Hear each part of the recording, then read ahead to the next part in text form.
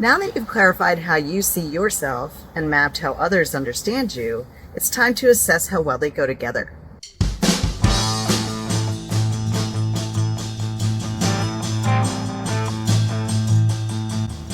Remember, your identity is a combination of those things, and how you choose to represent this shared energy through words, visuals, and experiences.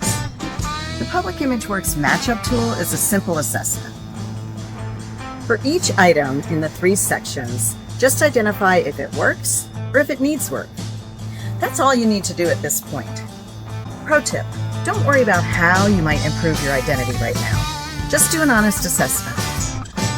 And don't stop yourself from admitting that something might need work, just because it's established and it seems like it would be hard to change, like your name or your logo or your website.